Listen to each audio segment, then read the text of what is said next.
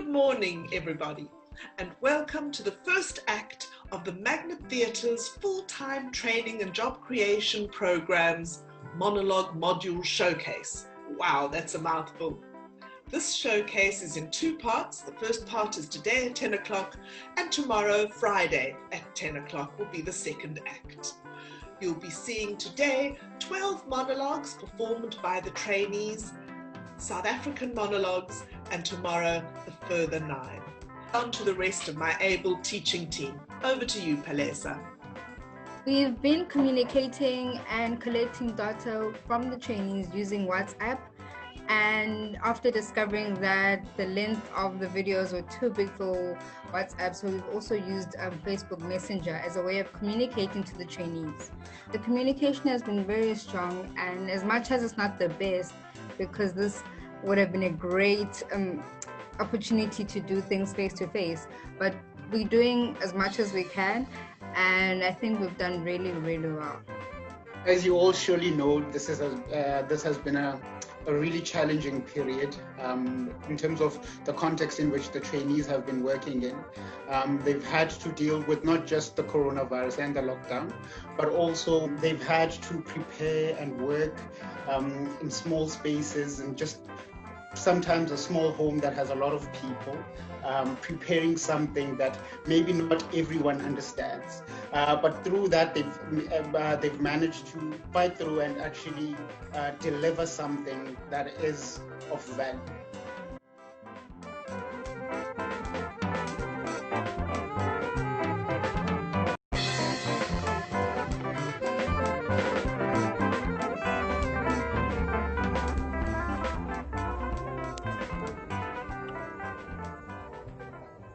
When I went to visit your grandmother in Durban, I wanted to take you then.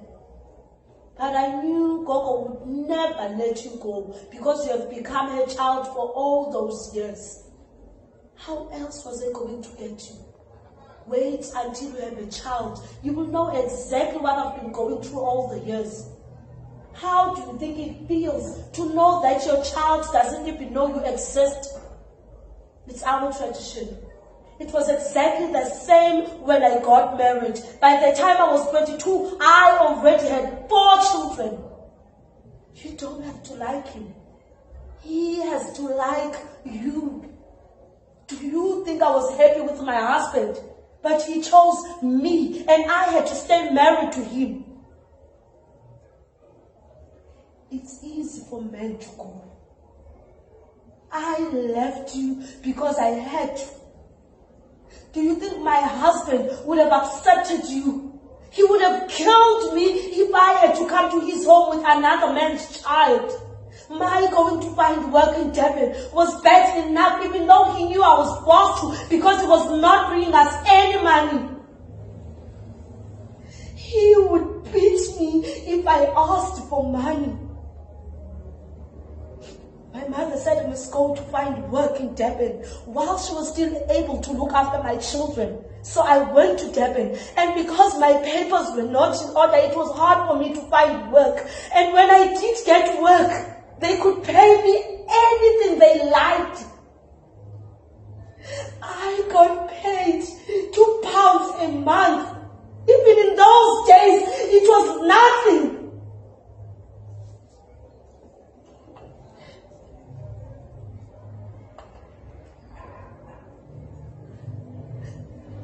(1958). That was a very difficult year for me.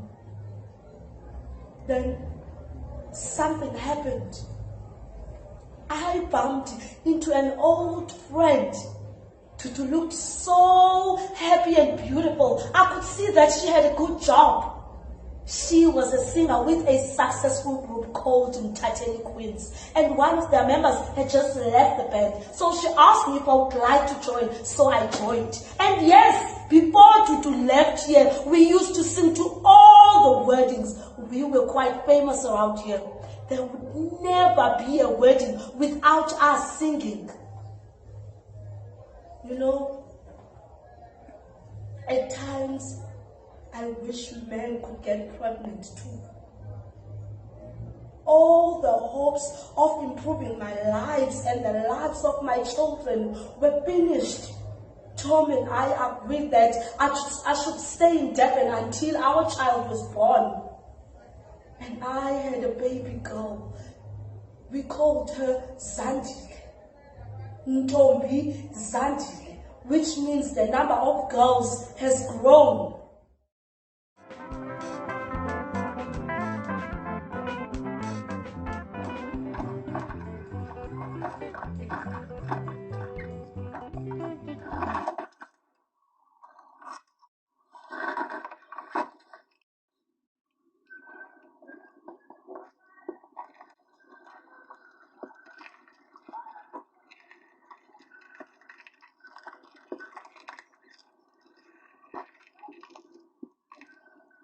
My entire life, I was forced to live the way that Deliwe had also lived.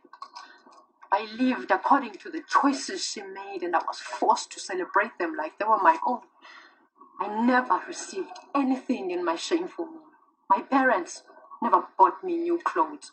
I had to wear Deliwe's old clothes, rags. I had to adjust my body so that it fitted into them. My first day in school, in grade 1, I looked like someone who was repeating the grade for the 7th time because the tunic that was now mine had long ago swallowed the blazing sun of Mahlabati. I looked so different from my classmates. I felt like an outcast, like I was breaking the school's code of conduct. The collars of the tunic that was now mine were torn from being washed so many times. My first day wearing school socks, the socks that were now mine, already had potato holes around the heels area. Do you remember that day we wanted to play skipping at break time? Oh, I loved skipping so much that the excitement got to me and I forgot about the holes in my socks. I forgot to take my shoes off with caution. I had a giggle. Before I knew it, attention was drawn to me as the entire group sang in the same tune. The giggle soon turned into a very loud melody. They all received lashes on their buttocks, but the physical pain that their buttocks endured was nothing compared to the scars left in my heart. I never got to make mistakes I could learn from. I was forced to learn from Deliwe's mistakes. If she had failed at something, I was forbidden to try because of her failures. You know how much I wanted to go to university, further my education, and get a degree in my shameful name. But I was told there was no need since she never furthered her education but got married and turned out all right. She now lies in her grave and I'm still forced to shadow her. How dare Deliwe haunt me from her grave? Ndumiso became a brother to me the day he wedded her. I stand to be corrected. So please, correct me if I'm wrong. How do I share a bed with whom I call a brother? Is that not an act of incest? How do I call he who was a brother to me a husband? I beg of you, make me understand.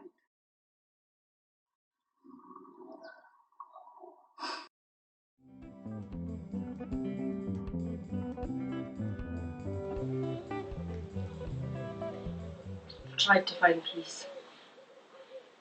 But the thing about pain and pleasure, they don't play in the same circle. I think about that night in the tent, in that dress. I remember every detail. I remember how the tent looked above my head, the sheet blowing with the wind. How the sheet moved on the same spot every 5 seconds. I knew it was 5 seconds because when I could no longer close my eyes, I looked up to that sheet and I counted. 1, 2, 3, 4. Wind. 5 seconds, every detail. I think about the look in his eyes when he was on top of me. I didn't close my eyes. I wanted to see him. I wanted him to see me. The smell of his breath, I could taste it. Engathi ngamasi ne-ink. The way his beard felt on my face, so grazing my cheeks. How he got up and said what he needed to say and smiled. Where's Jane? Because how can Noma Tamsanya be stubborn if she's been with a man?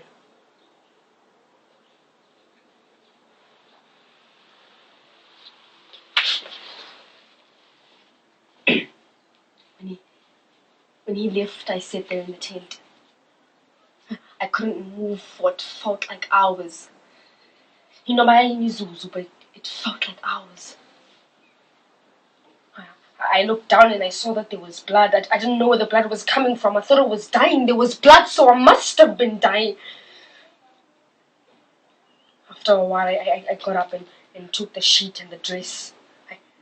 I tried to wash the blood out of the dress. I just kept washing and scrubbing and rubbing, but there was this brown stain that didn't want to go away.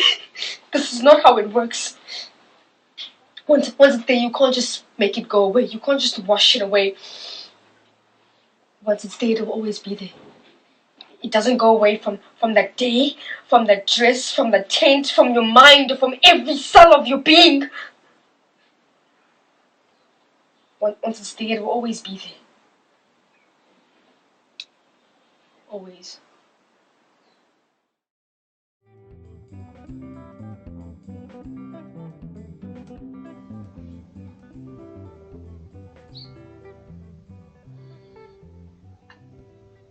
You are counting, eh? You've started to count the days now. How many? You see? And the next day, then one day it will be 80, 70, then 60 more days, 50, 40 days in the quarry, 30, 20, 10, 5, 4, 3, 2, tomorrow. They won't keep you here for the full 3 months, man. Only 2 months, then down to the jetty, into the ferry boat. You will say goodbye to this place, straight to Victor Vesta prison on the mainland. Life will change for you there. Everything will be much easier because you won't take Wadoshe with you. He will stay here with me on the island. They will put you work on the vineyard at the Victor Vesta prison. There are no quarries there, John. Eating grapes, oranges. They will change your diet. Diet C. At night you will play games, Ludo, draft, snakes, and ladders. Then one day they will call you in the office with a van waiting outside for you to take you back the same 500 miles. But this time they will let you sit. You won't have to stand the whole way like you did coming here. Maybe they will even stop on the way so you can have a pee. Yes, I'm sure they will. There won't be handcuffs. You might even sleep somewhere, man. Then finally, Port Elizabeth, Rhinehale Prison. That's very near home, man. New Brighton is next door, John.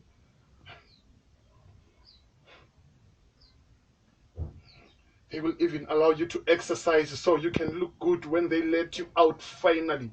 And the next day, next morning, that beautiful morning, they will take you out of your cell, straight to the discharge office, where they will give you khaki shirts, long khaki trousers, brown shoes, and your belongings. Yes, I almost forgot your belongings. They will wrap them into a parcel. You will have it under your arm when they lead you to the gates, and outside the gate, John, New Brighton will be waiting for you. Your mother, your father, your wife, Princess, and the children will be waiting for you, and your people will take you home. 38 Grattan Street. Remember it, John.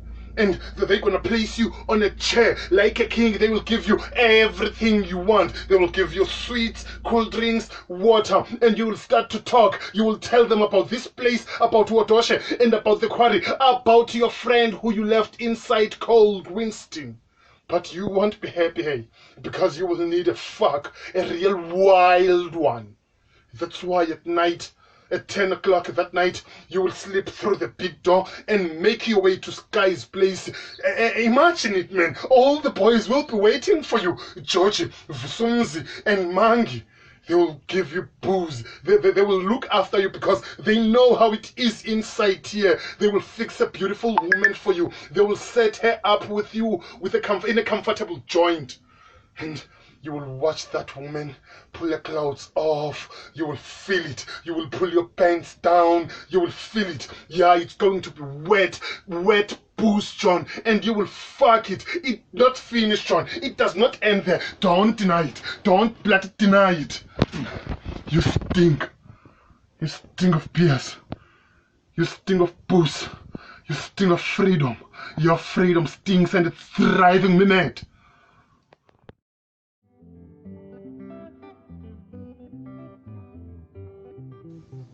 This bitterness inside me wells up and choke.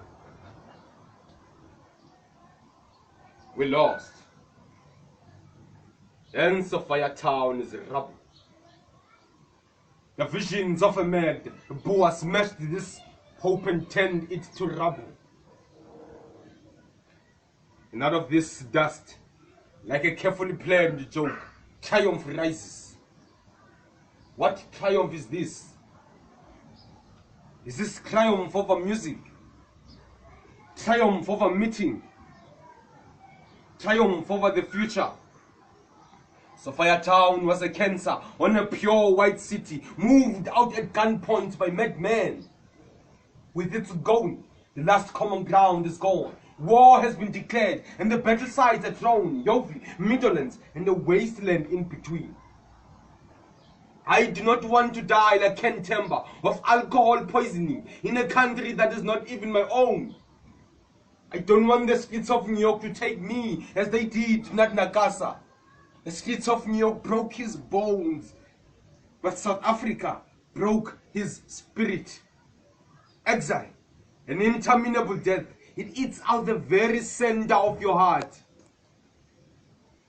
Arthur Maimane, Todd Machigiza, Louis Ngosi, Blonke Modisane, Jonas Gwagwa, Miriam Makeba, all our best and brightest driven out by this triumph. And 65 Getty Street. Princess and the Dutch lover escaped the Immorality Act by moving to Europe. Lulu is without education. The G-men, they caught up with Migas. He served time in number 4, and coming out, he was a qualified plumber. And Mama died of a broken heart. Fafi disappeared. Some say he was recruited. He joined Umkondo Wesizwe. Ruth, we never see. We tried for a while, but meeting seemed impossible. Ah, yes, Charlie. Charlie we found dead at the bricks and rubble at the old house. He was living in a pie and got into a fight. Some say he crawled 5 blocks to get to Getty Street. We found his body laying in the bricks and the rubble over the upturned bath. This destruction is called triumph. And I hope the dust of that triumph settles deep in the lungs like a disease and covers these purified suburbs with ash. Memory is a weapon. Only a long rain will clean away these tears.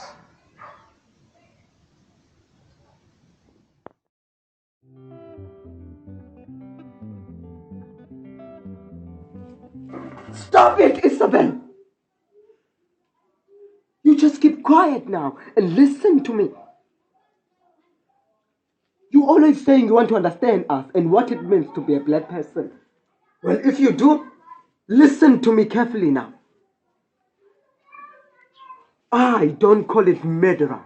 And I don't call people who did it a mad mob. And yes, I do expect you to see it as an act of self-defense. Listen to me. Blind and stupid, but still self-defense. He betrayed us in our fight for freedom. 5 men. 5 men are in detention because of Mr. M's visit to the police station. There have been other arrests, and there will be more. Why do you think I'm running away? How are those people to know that he was in a paid informer who had been doing this for a long time and would do it again? They were defending themselves. They were defending themselves. What Wanela Mnyakaja did to them and their cause is what your laws define as treason when it is done to you and threatens the safety and security of your comfortable white world. Anybody accused of it is to put on trial in your court, and if found guilty, they get hanged.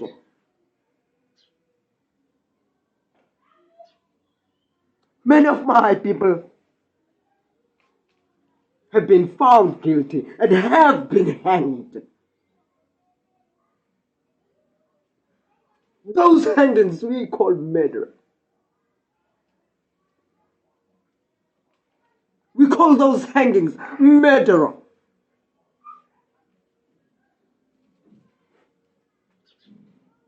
Try to understand, Isabel. Try to imagine what it is like to be a black person, choking inside with rage, frustration, bitterness.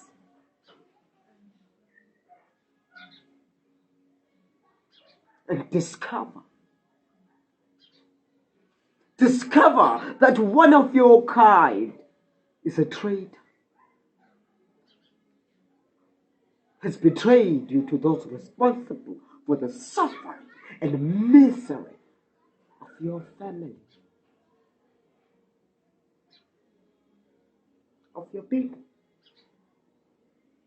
What would you do? Huh? Oh, what would you do?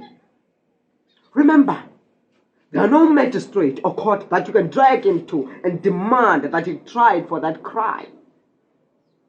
There's no justice for black people in this country other than what we make for ourselves.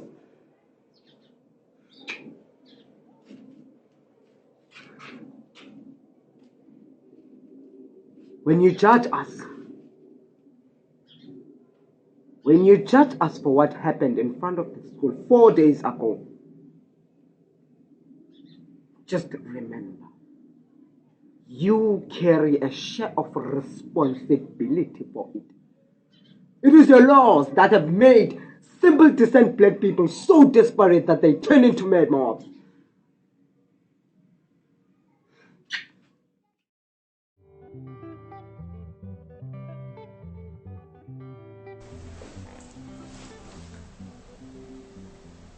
You might take a look at me and assume that I'm not very religious. But you would be wrong. I take Islam very seriously. Islam blended with some black consciousness. So, it's the end of Ramadan and I spent a month communing with my Creator. And I'm coming up with ways to try and integrate this new consciousness with my lifestyle. So, I keep my head wrapped when I leave the house. For respect, you know.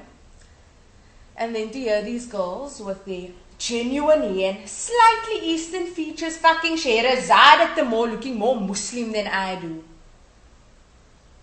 Yeah, look. I can see you think there's more to it. And I suppose you are right. There was this one time in my life where the personal and political crashed together like two trains. There was this boy. There always is. Nazim. Anyway, his mother is one of those hectic Muslim mothers.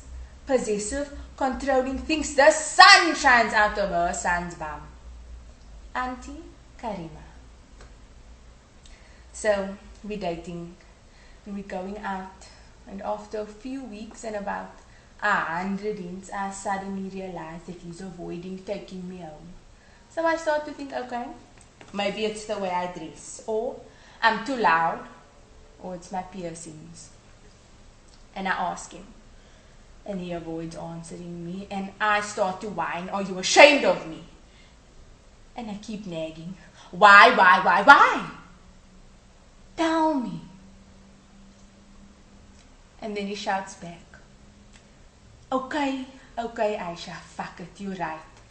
I can't take you home because your hair is so goddamn kroes that my mother will think you're a Busman and never that you're Muslim. And while my body absorbed the emotional rocks thrown at it, my mind yielded solution. So I said, Nazim, are you telling me that you would take me home if my hair was straight? He nodded yes. So I said, is that a promise? Again, a promising nod. So the next day, I went out and bought a wig. Yes, a long blonde wig. Kaku. Designed for Rapunzel. So I called him, and he had promised that he had to take me home. And the next day, I had tea with a stunned Auntie Karima, with my blonde wig that defied description, eating a pie, saying, Kanala Auntie Karima. And an hour later, with Nazim still chewing his lip into a blood clot, I ceremoniously broke up with him, declining the lift he offered. No, thank you. It started to rain, so ek en my hare gaan huis toe.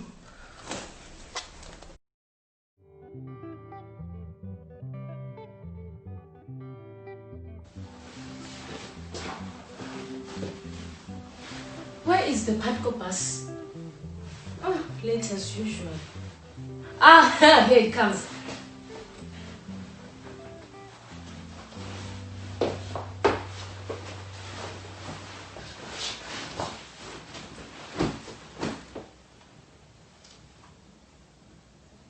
"7 a.m. Point Road, Patco to Durban beachfront.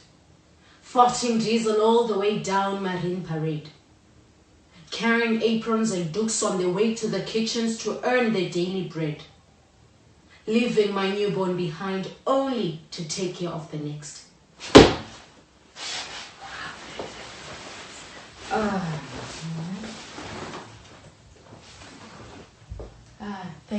Thank you, madam. Oh, I'm sorry, madam, it won't happen again. Hello, Nana. Oh, hello, Sid. Oh, you're smiling today. I'm like your mommy. Woo.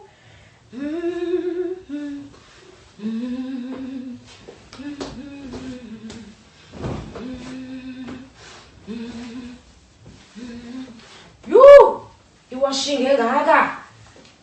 Can't you let me know about Pukusa for again?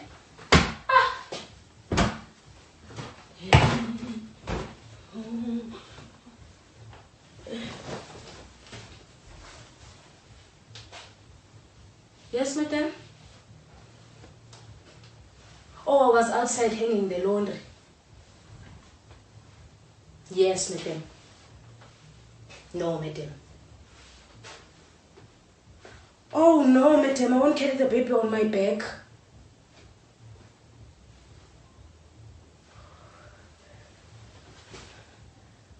By lunchtime, my breasts will be filled with milk and aching. Shh. Shh. Okay, don't cry, baby. Shh. Ah, shh. Shh. Your milk is coming now, ne? Your milk is coming, Nana. Shh.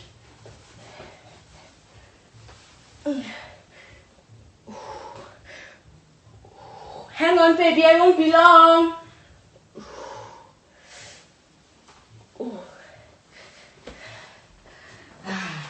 Oh, you were hungry. I'm sorry you had to wait, Nana. I'm sorry you had to wait.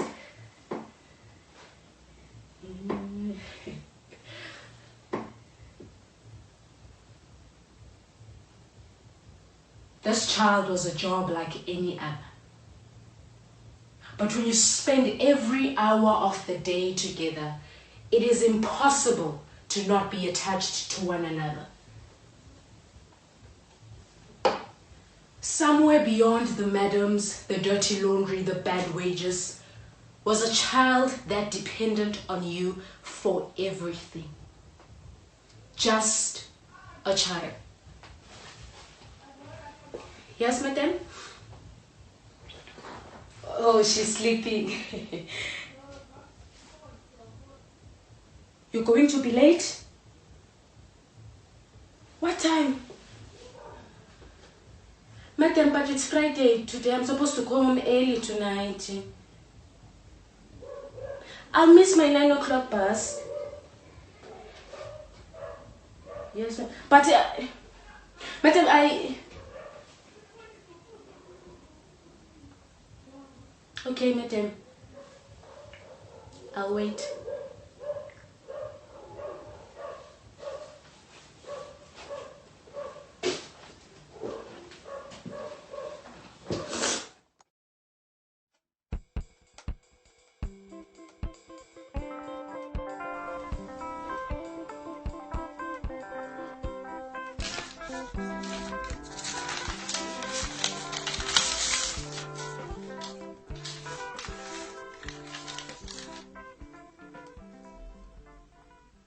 Dear Lindiwe, beloved daughter of my twin sister Nosipo, they were twins.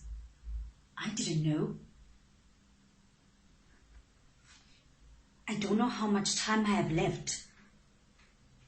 I would have loved to see you before I meet my sister again, to be able to tell her how you are. I'm sure you're doing well. I hope no grudges and pray that your life will only know the blessings of our ancestors. What I would have asked you if you were here with me is to help my son, your cousin Sitelo. He's a good boy. He's schooled, but he has not found a job yet. I know this is a big thing to ask you and the family you're with. Please try and... No. I know this is a big thing to ask you and the family you're with. I'm sure your mother wouldn't have minded. Please try and help Sicelo in whichever way you can. With all my love, your Aunt Nosizwe. Did you write this? You didn't just make it up. What do you expect me to do? I'm in matric. What did your mother think I could do? Do you think I owe you something? Oh, please. Don't give me that Ubuntu crap. Go and peddle that nonsense to all the rape and murder victims in the townships. See if they care. Coconut. Bourgeois. How many more insults do you have? What about sellout? Self-hating black? I've heard it all before, and I don't give a fuck. Huh. So you say you don't want handouts? This country is made for you. All these laws and regulations, you have every chance in the book. But you just don't want to do anything. You want everything on a plate. Just take some responsibility. Do something. Oh, poor Sicelo. You didn't get adopted. Victim, victim, victim. It's always someone else's fault. It's me. It's all me.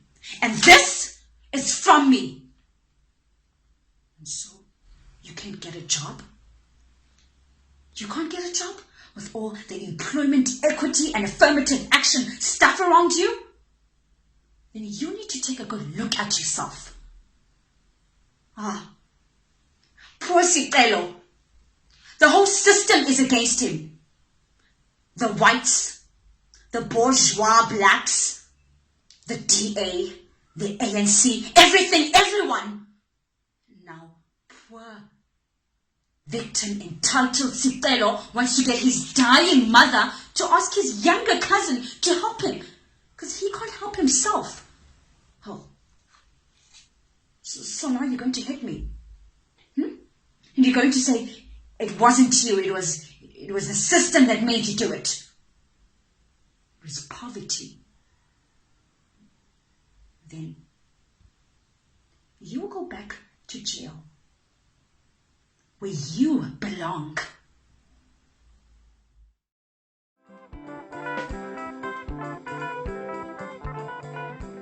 And a white boss's wife, Mrs. Fanny Kerk.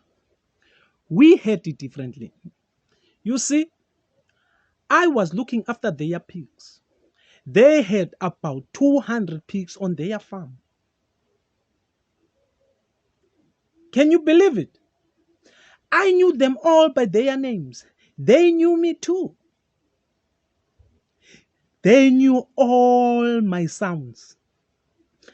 I will sit in the center of the pigs and listen to their voices as they talk to each other.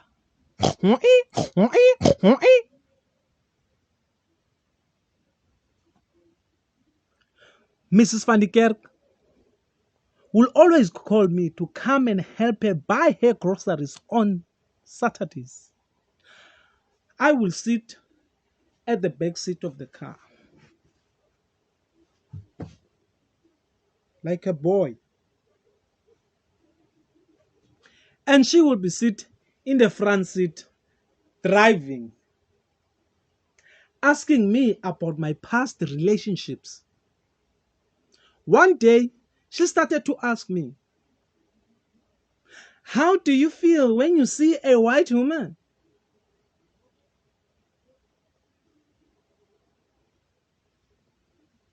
I want them.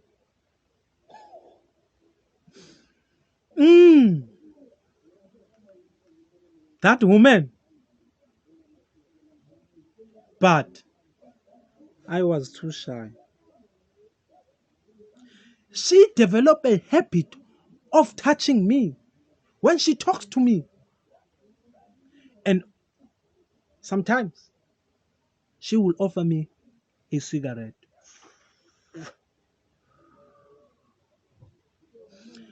Mr. Van der Kerk went to the army board.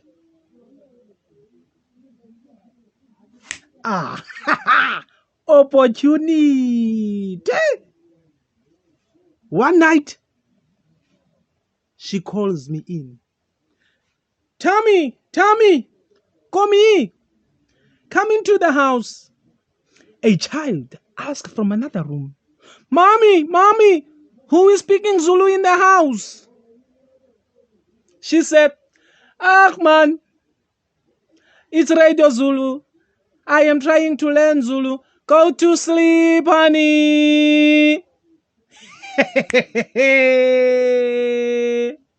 These white women are clever. Yay!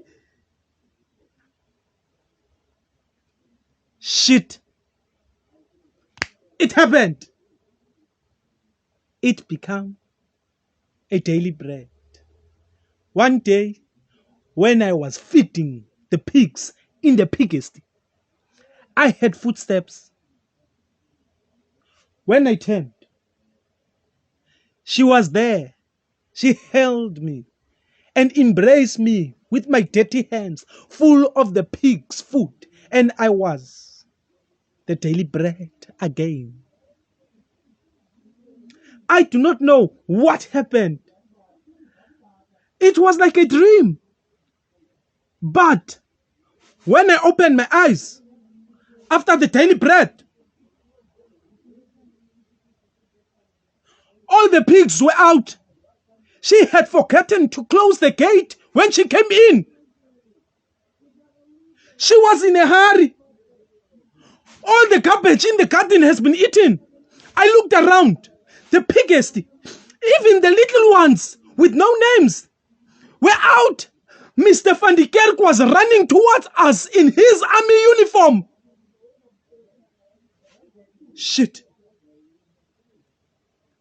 That's why I am in here.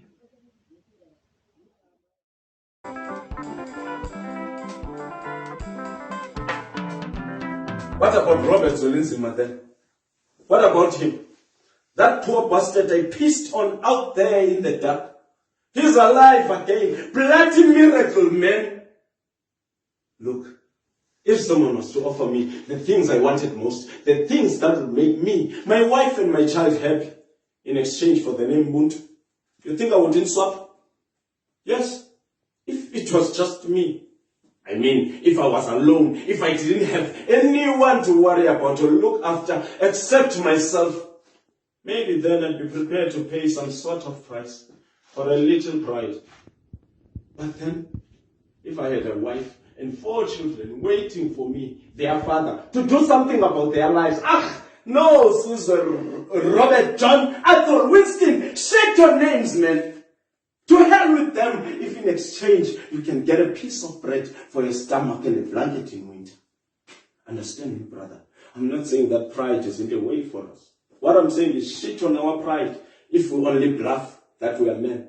Take your name back, Caesar Mans, if it's so important to you. But then next time you hear a white man says to you, John, don't say, he help us.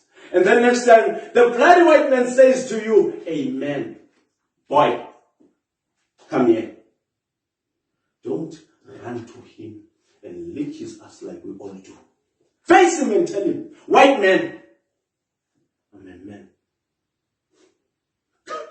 We're bluffing ourselves. It's like my father's hat, a special hat, man, carefully wrapped in plastic on top of the wardrobe in his room. God help the child who so much as touches it.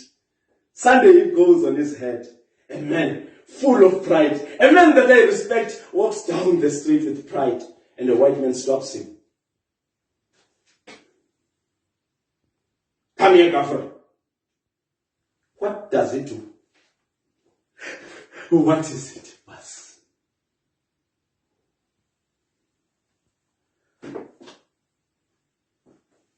If that is what you call pride, then shit on it. Take mine and give me food for my children.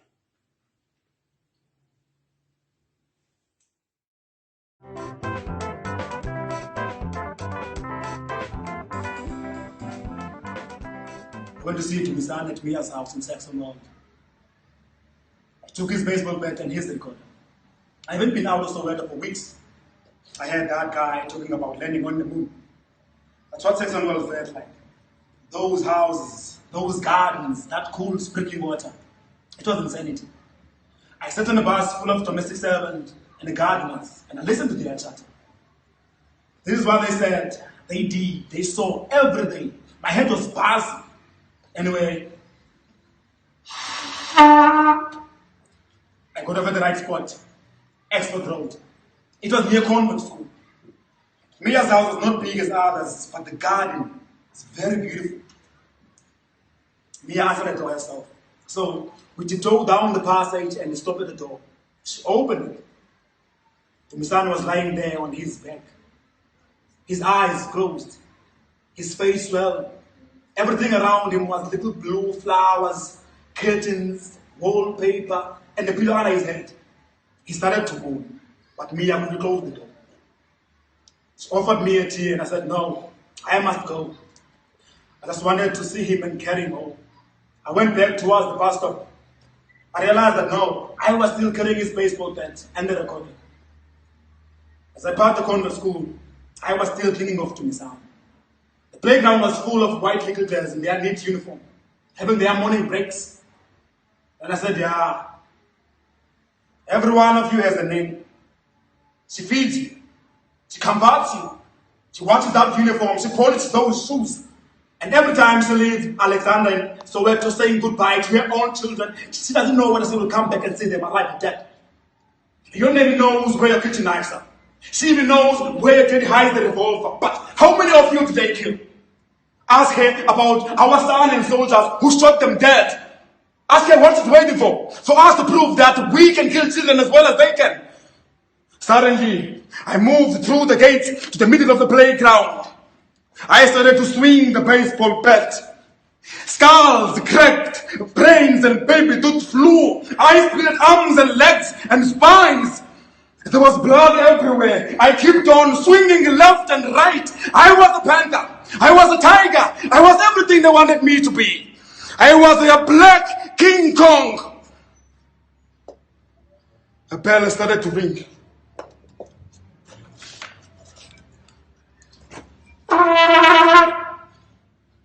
The bell was calling the children to go inside. I found myself on the playground. I couldn't breathe. I turned and walked up Exford Road. I had myself yelling, "Fuck you for what you did to Miss Annie. Fuck you. Fuck you for what you're doing to me."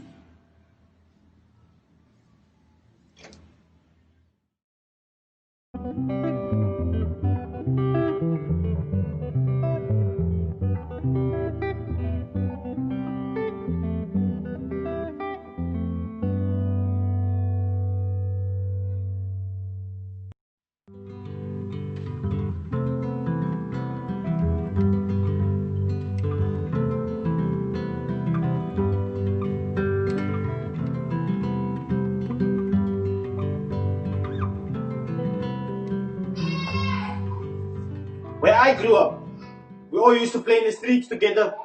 Like it wasn't a big deal, man. Anyone could join in. It was about everyone being together having fun. We were fucking kids, man. What do you expect? We played soccer or cricket or chase each other through the streets. Or sure you can steal the most grapes from one of the farms without the fucking farmer coming out with his dogs and gun. It was mostly boys, but a few girls too. But it wasn't even fucking about that. It wasn't about boys or girls. It was just about fun and being a kid. I mean, the boys were boys and the girls were girls. But that is sort of nature, David. And yeah, there was this one Mofi kid in our street. Or what is the right word these days? Homo. Agos di mala sumana goed, man.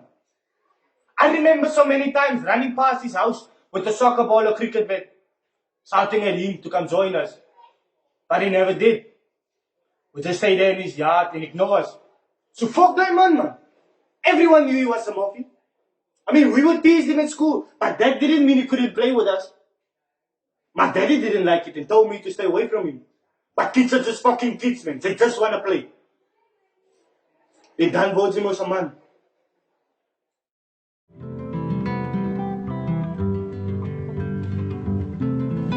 So where do we go from there? After a miracle like flying man, I am telling you, the government will be really nervous and they will start nonsense with him for a long time. In fact, they will try so hard to please Murray. Check, he will be taken to all the nice places in the country like the game reserve, yeah, where he can lie down with the lamb and the leopard. And then, shoot, they will take him right up on the high spot of Johannesburg City. The panorama will be bar, Carlton Center, 50th floor. And then, on a Thursday, they will take him down the gold mines to watch. And then, on the Sunday, the mine dancers.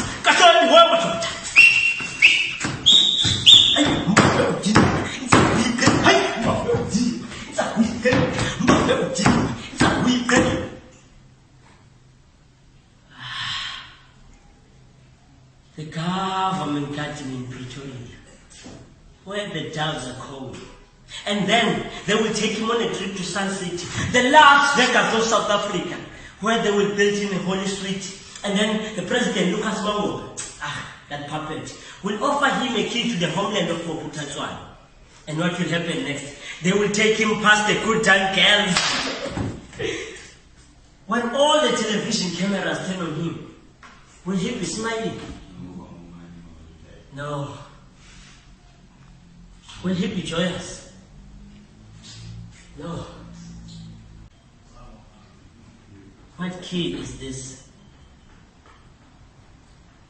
What place is this? This place where old people weep over children's grave. How has it happened? How has it been permitted? I have passed people with burning mouths. People buying water from a rusty piece of tin While on the other side, there are people swimming in a lake that has been made from the water that is here. Police spies. What police spies? You know what Morena will say? Morena will say, I have passed people sitting on the dust, begging for work to buy them bread. While on the other side, there are people living in the golden class whose rubbish bins are loaded with food for 1,000 mouths. What police securities? I do not care about police securities. You know what Morena will say? Morena will say, I have seen families torn apart. Mothers without their son.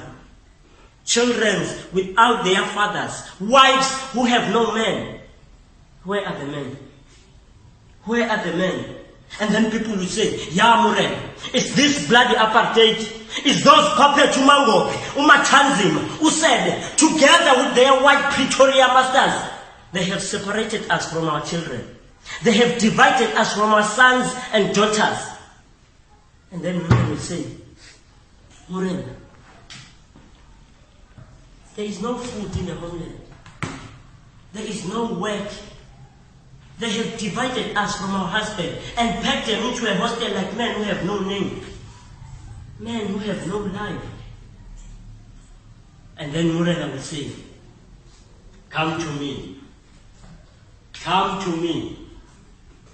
You who are divided from your families. Let us go to the cities. Let us go to where your husband works, and we will find houses where you can live together. What country is this?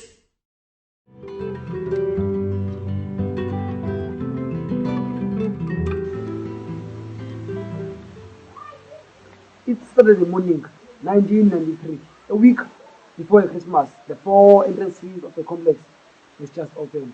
The floors are shining, the windows are sparkling, and the cashiers are patiently waiting to click those cash tellers ready to take your money. Over there, clothing stores, jewelry stores, furniture stores, ShopRite, supermarkets, restaurants, library. They are all here. Fathers and mothers are buying Christmas clothes for their children. Teenagers are playing video games, and the girls are buying mascaras and whatever stuff that gives them an illusion of beauty.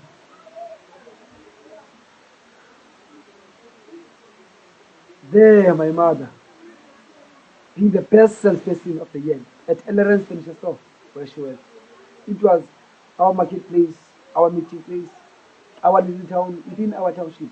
The whole system was alive. And now, fuck all. Here comes Tosi, one of the top alcoholics we have around here.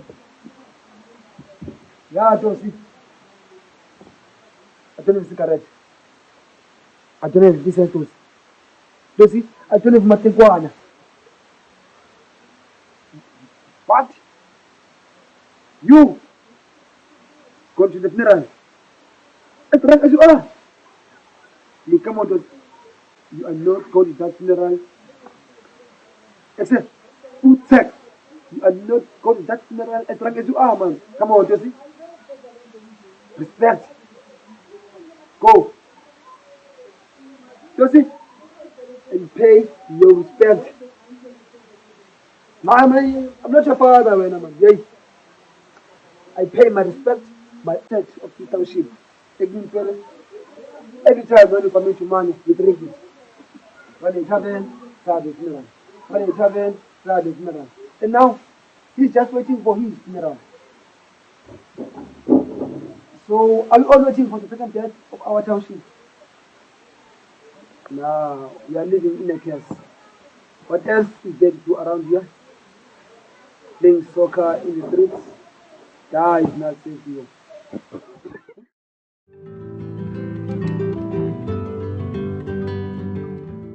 I had a dream again.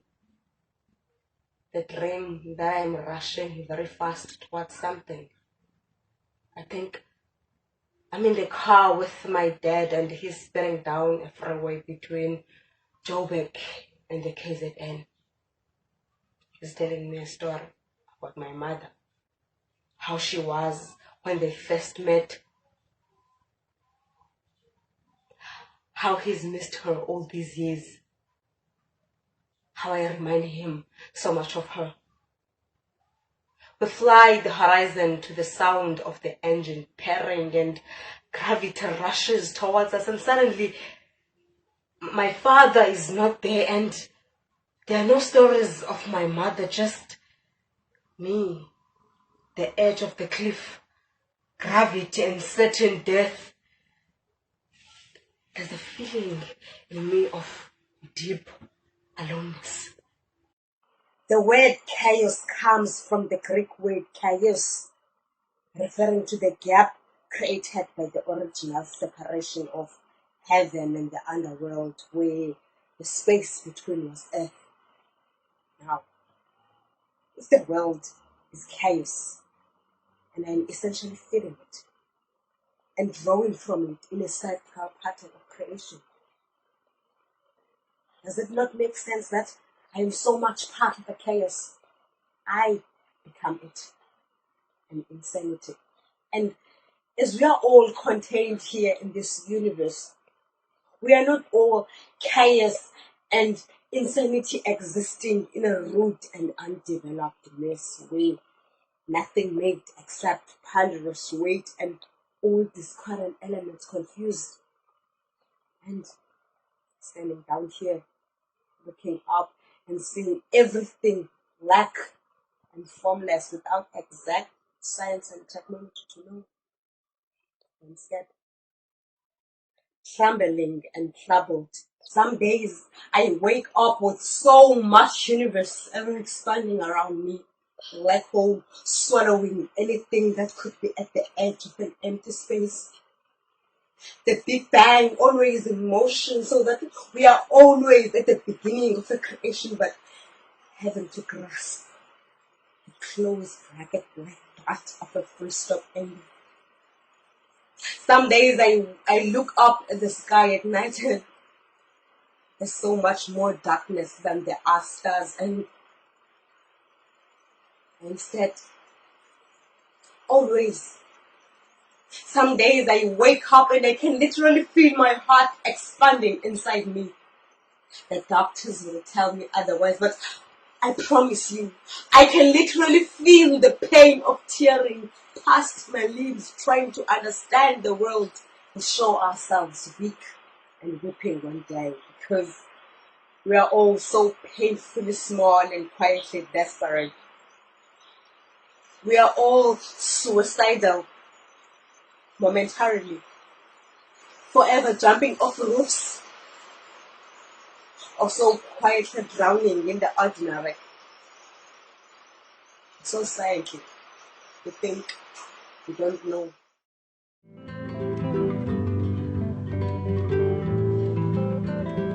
It's cold and freezing. Each and every day we must endure this terrible cold. Cold weather, cold people. Here life is very fast. Everyone is moving, minding their own business. Nobody gives a shit about anyone else. These millions of people that have breathed heavily on top of me, that have tasted my flesh, I only know 2 people. In my whole entire life, I only know 2 fucking people. Ada and Papa Joe. Oh yes, my mother. I don't remember her clearly, but I remember the smell of the perfume she uses to wear. Every time I pass someone with that smell, I feel her presence. She taught me a song, you know, a song that I sing each and every day to be close to her. Usizinalo lumilodwa nendlu ngonasisimizodo. Fuck! I can't stand. These cars are moving up and down, and the drivers are expecting us to attend them. At night, the business is great. Cadillacs, trucks, and all kinds of cars. You will see them stopped by beautiful teenagers. You will find them bending into their windows while that bastard will be smiling because his business is going great. His sources protect us, check what happens each and every car that stops for us. Everyone knows this is his territory. He has taken everything from us. He has spilled the blood of those who try to get smart. He has taken everything from us. Our childhood, our virginities, our cries are music to his ears. What he enjoys is enslaving and killing us.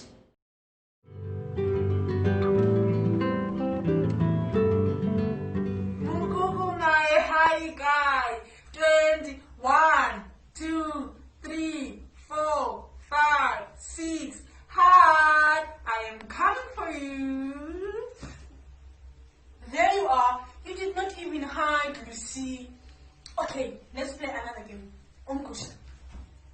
Mita mita tata podolo ta ele ele. Mita mita tata podolo ta ele ele.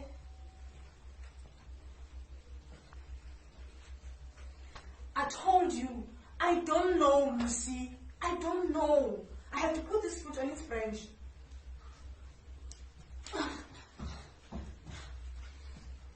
I told you I don't know, Lucy. I don't know what started the fire. I don't know what started the fire. It was like the fire that burns the field for the new vegetable to take flight. Like the sun that swallows the shadows of the night. All right then. All right. Let me tell you the story. All right. My brother, the one who used to beat me up for no reason. I used to run to Jabulani when he falls from this avocado tree. Wash his school shirts. I made him look like a king. I thought life was hell. I hope when I die I go to heaven. God was after the funeral of my mother.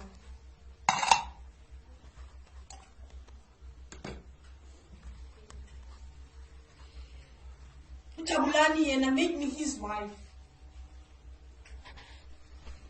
I remember the stars were lighting the face of an earth. It was a full moon. Jabulani and his friends were sitting on the dining room watching a movie around Abadal. Jabulani called me. He asked a glass of water. I went into the dining room.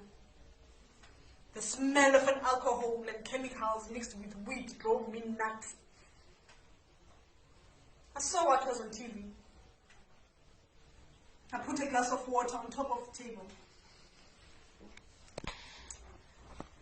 As I went around trying to go back to the kitchen, Mulazi blocked the door. As I looked around, Jabulani's friends had made a horn shape, like Zulu army about to attack. So sister switched off the light. Skoloza switched off the TV. Jabulani pushed me onto the floor.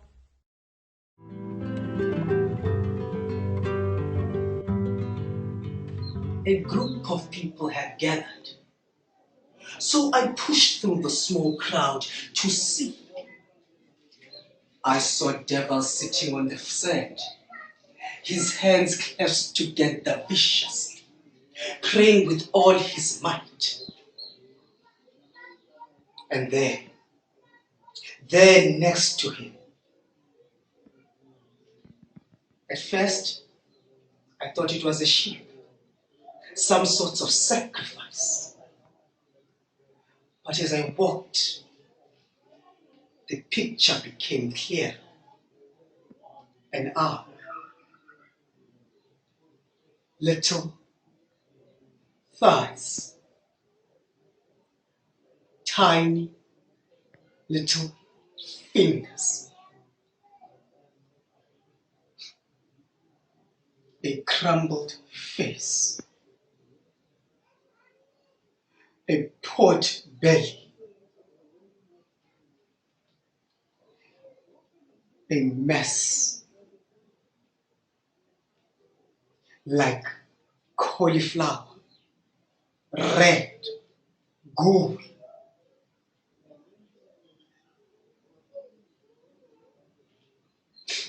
her tiny split open. She had been raped. She had been disemboweled, sodomized.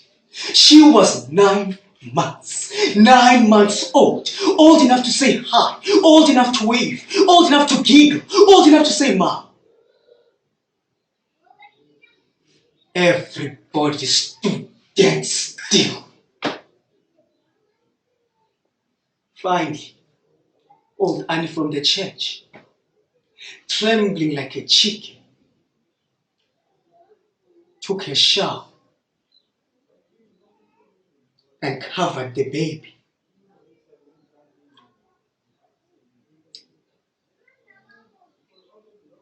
We stood in the hot sun, Makulu glaring at us for over an hour. We were like Lot's wife. We have been turned into salt. Then finally, an ambulance came, like a great white shark in the desert. Out jumped a very tall white man, about 19 years old. Afterwards, old Annie said he looked like Goliath from the Bible. He greeted us. Goeiemiddag. None of us said a word. Who like that? We stood like bags of salt.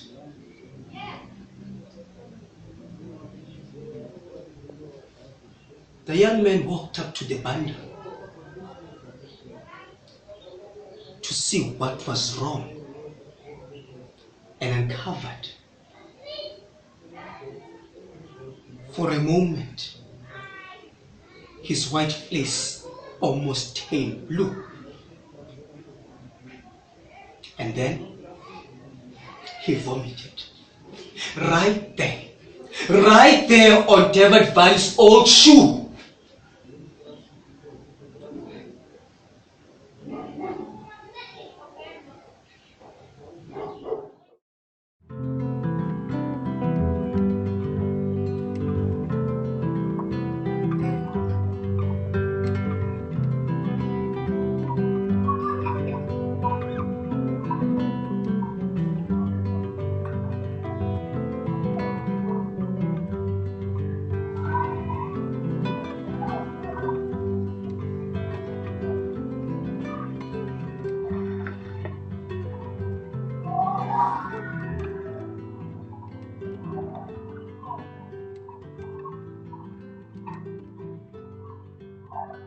The Duke.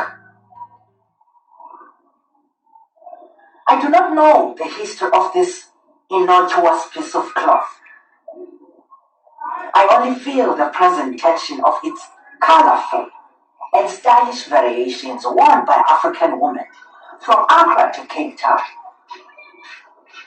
In Afrikaans, it means tablecloth or dirty rag.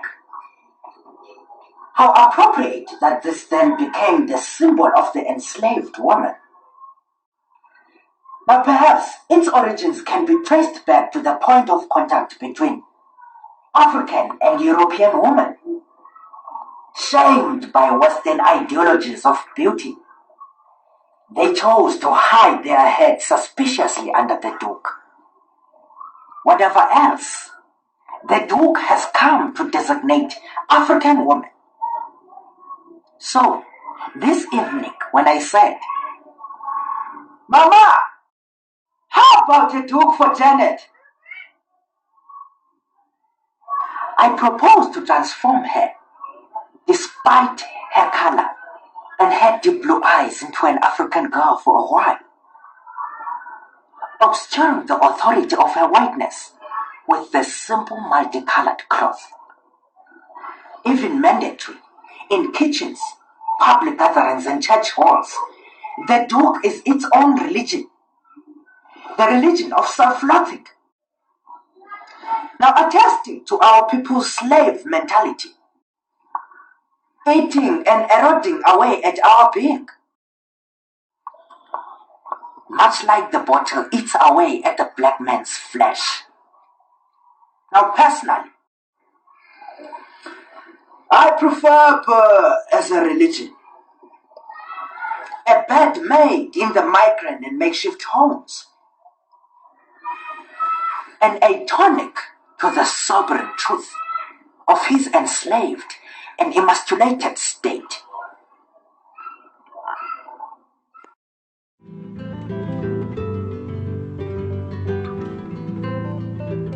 It's 14 January 2008.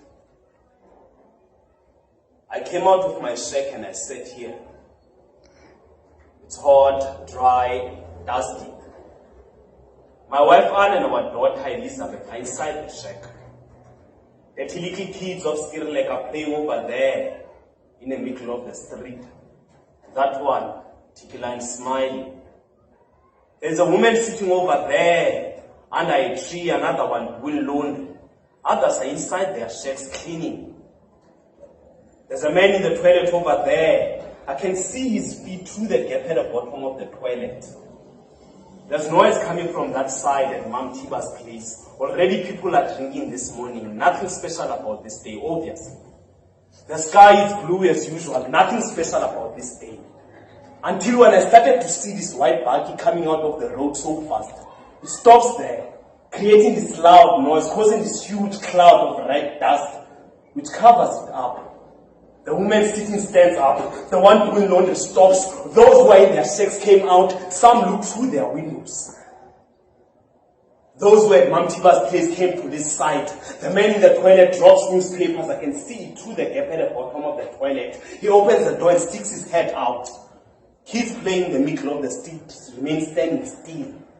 And for a moment, the whole community remains standing still, waiting for the dust to settle. But before the dust could settle, from where I'm standing, I can see a boy. I can see a white boy wearing khaki clothes, a gun in his hand, and he's just shooting and shooting and shooting. Gomaitele bloody horse. Exhalele dwarf mark. Exhalele armored dwarf mark. And here I am running back to my shack shouting, no! And here, in my shack, on the floor in a pool of blood, is my wife Anne and our daughter Elizabeth. I couldn't save them. It all happened too fast, and for a moment it's quiet, it's cold. It feels like that moment when the soul departs from the body. It's cold. Where is that Jesus now? Why can't he come and bring my loved ones back to life like he did to that widow in Nain? Because if there's a right time for him to come back, it's now. Why don't these miracles happen to us? Why don't they happen to me and you?